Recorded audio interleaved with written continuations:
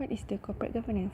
The simplest and most concise definition of corporate governance was provided by the Cadbury report in December 1992, which stated corporate governance is the system by which companies are directed and controlled. The Organization for Economic Cooperation and Development (OECD) took a broader perspective, describing corporate governance as a set of relationships between a company's board, its shareholders, and stakeholders. In the Malaysian context, the report on corporate governance defines the term corporate governance as the process and structure used to direct and manage the business and affairs of the company towards enhancing business prosperity and corporate accountability, with the ultimate objective of realizing long-term shareholders' value while taking into account the interests of other stakeholders. Cases in corporate governance comes at a time when the corporate world has had its fill of financial scandals, the ill effects of concentration of power in the hands of chairmen and chief executives, especially when both the posts are held by the same person, are well brought out in the two cases, Maxwell and Polypack. Maxwell was headed by the charismatic Robert Maxwell, who failed to take the counsel of his non-executive directors by using various methods like siphoning funds from group companies and selling assets pledged as collateral against loans. He defrauded shareholders. He was also guilty of using employees' pension funds to prop up falling share prices. In Polypack, the chairman and chief executive Asil Nadir feels that market is undervaluing his firm. His efforts to prop up the price to earnings ratio boomerang and the share price falls further. This leads to liquidity problems, which in turn lead to the collapse of the company. The Cadbury Committee 1992 expressed concern over such developments, and the UK Code of Government recommends a separation between the posts of chairman and the Combined Code on Corporate Governance readdressed all the issues raised in the three previous reports, Cadbury, Greenberry, and Hempel reports. The Combined Code was structured into two parts.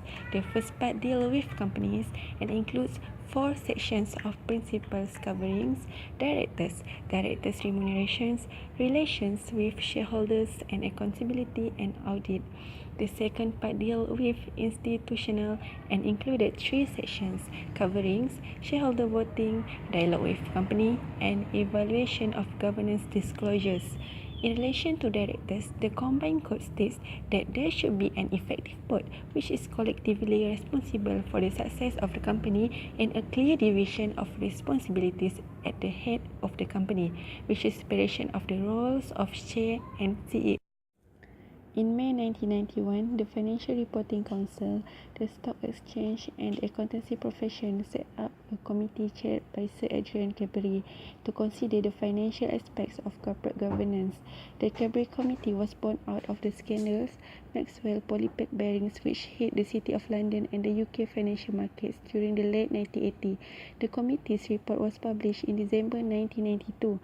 By 1995, there was an enormous public outcry at large director pay increases generally, but specifically for executives of the privatised utilities.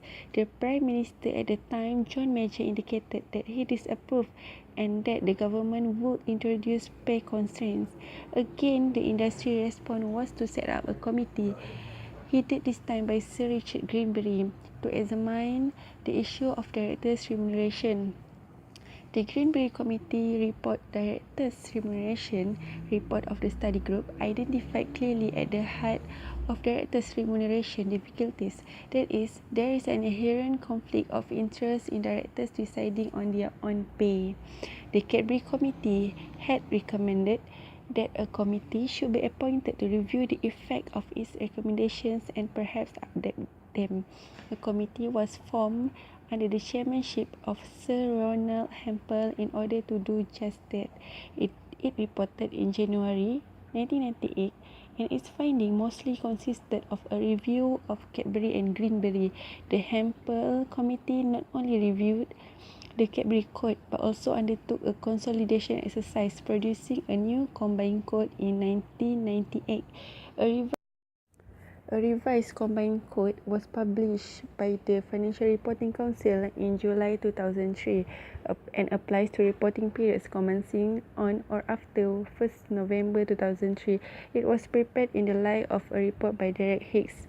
This combined code became the responsibility of the FRC and was further revised over the years, resulting in 2009 in the most recent and renamed version, the UK Corporate Governance Code, which has applied to listed companies from 29 June 2000.